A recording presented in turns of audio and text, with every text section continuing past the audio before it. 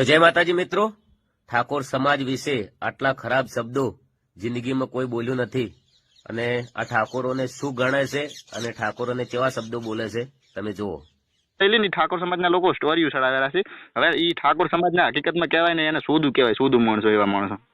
બરોબર વિષ્ણુભાઈ, તે એસએમ પોતાની જાતને બહુ હોશિયાર સમજે છે અને ઠાકોરોને તો હીરો શું સમજે છે એની ભાષામાં કીધું છે, એવા શબ્દ હું નહીં વાપરું. અને જેને ઠાકોર સમાજનું નામ લઈને એને ફોન કર્યો છે એ કોઈ ઠાકોર નથી, એનો ભાઈબંધ છે. જેમ કે ઠાકોર સેનાનો વ્યક્તિ હોત તો આટલું બધું સહન ના કરો, જેમ કે જેમ તેમ શબ્દો બોલે છે. તો બધાએ બહુ મોટો મોટો ગ્રુપ છે ઠાકોર સમાજનો, જિંદગીમાં આવા શબ્દો ના બોલે અને કોઈ બી શબ્દ બોલે તો એ 70 વખત વિચારીને બોલે એવો એનો દોરડો કરો. 1-2 દિવસમાં એનું પૂરું કરો, જેમ કે બેન દીકરીઓને બહુ આ વ્યક્તિએ બદનામ કરી છે અને તો અથવા એની પોતાની જાતને કહે છે કે હું સાચો છું. માગવી છે તો 70 વખત ગબ્બર ઠાકોર માગશે. સમાજની માફી માંગવાથી હું નાના બાપનો નહીં થઈ જતો. બીજું કે જે ઘરે આવો તો પેલા એ વ્યક્તિને કહેવાનું કે એ જિંદગીમાં દારૂ ના પીતો હોય, ગુટકા ના ખાતો હોય, પછી એની જિંદગીમાં 2 વફાના ગીત ઉપર ડાન્સ ના કર્યો હોય, 2 વફાના ગીતો ના સાંભળતો, હંમેશા માટે એ લોકગીતને ભજન સાંભળતો હોવો જોઈએ. બીજું કે એનું કોઈ બેન દીકરી સાથે ખરાબ રીતે એનું લફડું ના હોવું જોઈએ. એ વ્યક્તિ ઘરે આવજો. બીજું કે ઘણા લોકો કહે છે કે સમાજને તમે ગેરમાર્ગે દોરી રહ્યા. ભાઈ, સમાજની બધી મિટિંગો હતી એ જગ્યાએ બધી જગ્યાએ અમારી હાજરી હોય છે. કોઈ સારું સમાજનું સારું કાર્ય હોય તો એ જગ્યાએ અમે હોય છીએ. ઘણા બધા મારા સમાજના સારા ગીતો છે. ભણ્યા વગર કોઈ નથી. એ ટાઈમે કોઈ મને ફોન નહીં કર્યો કે તમે સારું ગીત બનાવ્યું છે, કોઈ એવોર્ડ નહીં આલ્યો, કોઈ જગ્યાએ તમે બોલાવીને મારું સન્માન નથી કર્યું. બરાબર, કશું વાંધો નહીં.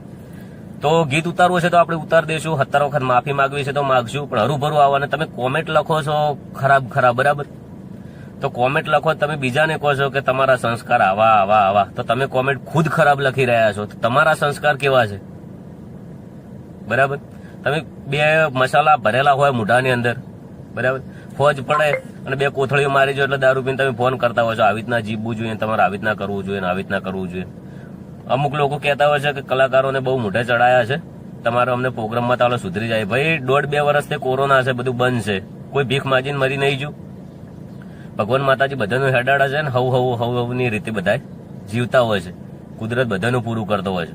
બરાબર, તો જે આવે એ ઘેર આવી જો, કશું વધુ નહીં. બધા ગીતો ઉતારવા હશે તો ઉતાર દઈશું. સમાજની માફી માંગવી છે તો માગી લઈશું.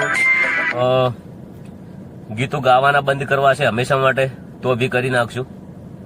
સમાજ માટે અમે બધું કરવા તૈયાર છીએ. બરાબર, જે ગીત ચાલી રહ્યું છે એનો વિરોધ ચાલી રહ્યો છે, કશું વધુ નહીં. એના પેલા ઘણા બધા ગીતો માર્કેટમાં ખરાબ આયા છે, ચાલ્યા છે. બરાબર, બીજું કે એ ગીત અમે પ્રોગ્રામમાં ગાયેલું છે અને પાર્ટી પ્રોગ્રામ કરાયો હતો. લાખ રૂપિયા ખર્ચીને પાર્ટી પ્રોગ્રામ કરતી હોય અને ફરમાઈશ આલી તો ગીત અમે ગાયું. ફોન કરીને આ શબ્દ બોલો છો એ શોભા દેતું નથી. બરાબર, અમુક લોકો કહેતા હશે તમે ઓમ ને કરી કો, આવી રીતના ને કરી કો, આવી રીતના નહીં કર્યું. ભાઈ, અમે ને કરી કે એ અમારો પ્રોબ્લેમ છે. તમારે જે પ્રોબ્લેમ હોય તમે આવો ઘરે. બરાબર, તમે મારા ભાઈ છો, હું તમારો ભાઈ છું. ઘરે આવીને તમે વાત કરો શું પ્રોબ્લેમ છે. ખુદ અમુક લોકો કેટલા ખરાબ હોય છે ને કેટલી સલાહ આલતા હોય છે તમારા આવી રીતના. એમને ખુદને ખબર નહીં હોતી કે તમે આખી શું કરતા હોય છો. તમારા ફોન ચાલુ હોય છે, તમે કેટલું તમારા અંદર વ્યસન હોય છે, તમે રાતના રખડતા હોય છો. એ વ્યક્તિ ફોન કરતા હોય છે. બરાબર, જેને કોઈ બી પ્રોબ્લેમ હોય તમે તારે આવો બિંદાસથી ઘેર. સમાજની માફી માંગવી છે તો માગશું. ગીતો બધા ઉતારવા છે તો ઉતાર નાખશું. દાડો ઉગે ને નંબર લઈને ખોટી રીતે ફોન કરીને હેરાન કરવા કોઈ બરાબર છે નહીં. જેને કોઈ બી પ્રોબ્લેમ હોય મારાથી આવી જ જવાનું બિંદાસથી કરે. બરાબર, જે વાત કરતા હોય છે કે તમારે આ ના કરવું જોઈએ, એ ફોજ પડેલ ડાન્સ કરતા હોય છે, 2 વફાના ગીતો ઉપર એ લોકો નાચતા હોય છે. ઘણા સારી સલાહવાળા આલવાવાળા